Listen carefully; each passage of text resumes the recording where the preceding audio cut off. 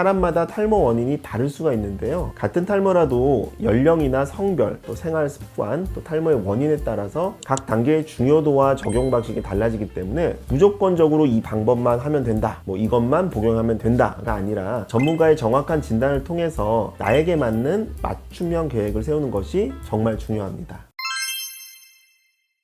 네, 안녕하세요. 탈모의사 홍 원장입니다. 자, 탈모에 좋다는 샴푸로 바꿨는데 왜 머리는 계속 빠질까요? 비싼 영양제도 챙겨 먹는데 왜 효과가 없는 것 같죠? 자, 이런 고민 정말 많이들 하십니다. SNS나 광고에서는 이것만 쓰면 혹은 이것 하나만 먹으면 막 금방이라도 머리가 자랄 것처럼 막 이야기하잖아요. 자, 하지만 현실은 달라서 속상했던 경험 다들 있으실 겁니다. 제가 중요한 사실을 하나 말씀드릴게요. 탈모는 한 가지 원인에서만 생기는 것이 아니기 때문에 사람마다 생기는 이유가 저마다 각자 다릅니다. 그래서 원인이 다르면 치료가 달라져야 제대로 된 효과를 볼 수가 있겠죠. 자, 좋은 샴푸나 좋은 영양제도 물론 중요하지만 그것만으로는 부족할 수가 있습니다. 자, 그래서 오늘은 마치 건물을 짓듯이 기초부터 튼튼하게 다져서 딱 한 달 만에 눈에 띄는 변화를 만들 수 있는 탈모 관리 5단계 관리법 순서대로 알려드리도록 하겠습니다. 자, 오늘 영상 끝까지 보시면 더 이상 돈과 시간을 낭비하지 않고 제대로 된 머리숱 관리하는 법 확실하게 알게 되실 겁니다. 탈모 관리는 복잡하게 생각하실 필요는 없습니다. 튼튼한 건물을 짓는 과정이라고 생각을 하시면 아주 쉬워요. 가장 먼저 1단계는 식단 관리입니다. 자, 머리카락에 성분이 될 수 있는 재료를 채워주는 과정이죠. 자, 우리 머리카락의 90% 이상은 케라틴이라는 단백질로 이루어져 있습니다. 즉, 머리카락은 단백질 덩어리 그 자체죠. 그래서 식사 때마다 닭가슴살이나 두부, 계란, 생선 등의 단백질을 꼭 챙겨 드시는 게 기본입니다. 여기에 세 가지 필수 미네랄과 비타민을 더해야 합니다. 바로 철분, 아연, 비오틴입니다. 자, 철분은 혈액 속에서 산소를 운반하는 배달원 같은 역할을 하는데 철분이 부족하면 모낭에 산소 공급이 안 돼서 머리카락이 빠질 수가 있습니다.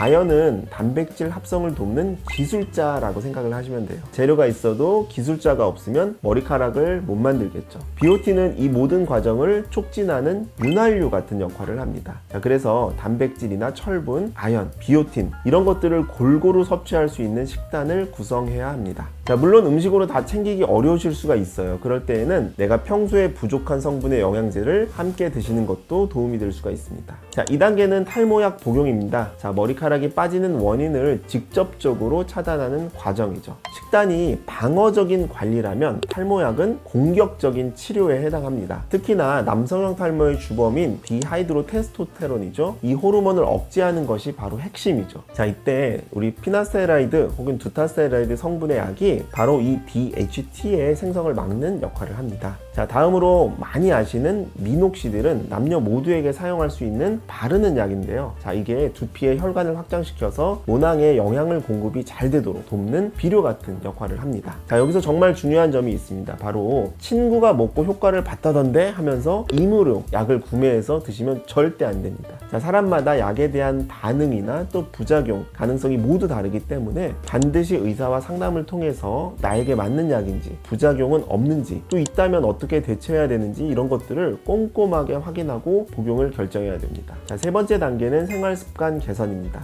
아무리 좋은 영양소를 먹고 약을 발라도 성분이 모낭까지 전달되지 않으면 소용이 없겠죠. 혈액순환을 방해하는 습관들을 반드시 점검해야 합니다. 자, 특히나 흡연, 과도한 음주 이 두 가지는 우리 몸의 혈관을 수축시키고 혈액을 끈적이게 만드는 아주 최악의 습관이에요. 꽉 끼는 모자를 쓰거나 또 머리를 꽉 묶는 습관도 두피를 물리적으로 막 압박해서 혈류를 방해할 수 있습니다. 자, 그래서 헤어스타일은 좀 느슨하게, 모자는 통풍이 또 잘 되는 그런 걸로 가끔씩만 써주세요. 자, 반대로 혈액순환을 촉진하는 습관도 있습니다. 일주일에 한 3번 정도 30분씩 약간 숨이 찰 정도로의 유산소 운동을 하시면 심장이 뛰면서 온몸 구석구석 두피 끝까지 혈액을 펌프질 해줄 거예요. 자, 네 번째는 두피 청결 관리입니다. 자, 머리카락이 자라는 땅, 바로 두피입니다. 자, 이 땅이 오염되면 건강한 머리카락이 자랄 수가 없겠죠. 그래서 핵심은 올바른 샴푸법인데요. 세정력이 너무 강한 샴푸보다는 약산성의 계면활성제가 적게 들어간 제품을 추천드리겠습니다. 자, 샴푸액을 머리에 바로 짜지 마시고 손에 충분히 거품을 낸 뒤에 두피에 골고루 묻혀주세요.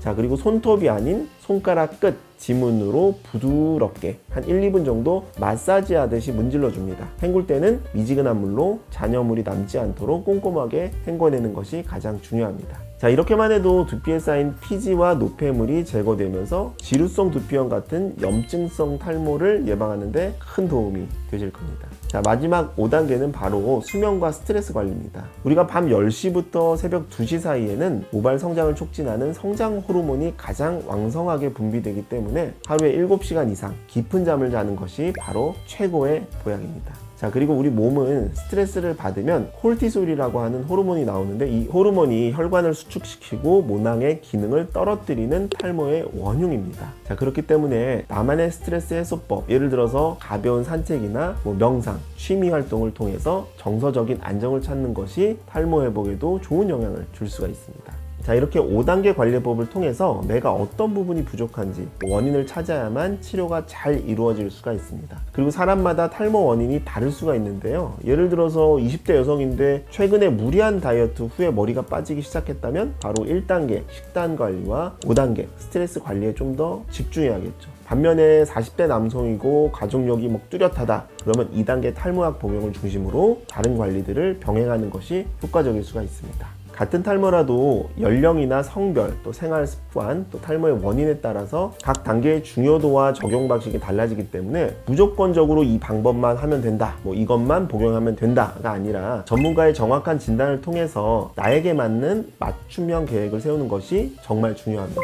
자, 오늘 알려드린 이 5가지 관리법은 시간과 노력이 필요하다는 단점이 있지만 가장 근본적인 해결책이며 부작용이 없이 건강하게 머리카락을 되찾을 수 있는 방법이기 때문에 제대로 실천만 한다면 정말 한 달만이라도 머리카락이 빠지는 속도가 눈에 띄게 줄어들고 또 모발에 힘이 생기는 것을 경험하실 수가 있습니다. 하지만 이미 탈모가 너무 많이 진행돼서 빈 부분이 눈에 띄거나 또 좀 더 빠르고 드라마틱한 효과를 원하시는 분들도 계실 겁니다. 자, 그럴 때에는 이 5단계 관리와 더불어서 저희 모일 의원의 탈모 치료 프로그램이나 또 모발 이식이 훌륭한 대안이 될 수가 있습니다. 5단계 관리법으로 땅을 비옥하게 만들고 탈모 주사로 영양제를 공급한다든지 또 모발 이식으로 새로운 씨앗을 심어주게 되면 훨씬 더 풍성하고 만족스러운 결과를 얻을 수가 있죠. 자, 그러니까 지금 만약에 탈모 때문에 고민이 되신다면 혼자서 너무 힘들어하지 마시고요. 오셔갖고 편안하게 상담을 받아보시기 바랍니다. 자, 탈모는 더 이상 외면의 문제만이 아니라 자신감과 자존감이 떨어질 수 있는 내면의 문제이기 때문에 제가 여러분의 이야기를 듣고 같이 해결책을 찾아드리겠습니다. 자, 추가로 궁금하신 점 있으시면 아래 댓글 남겨주시고요. 지금까지 탈모의사 홍원장이었습니다. 감사합니다.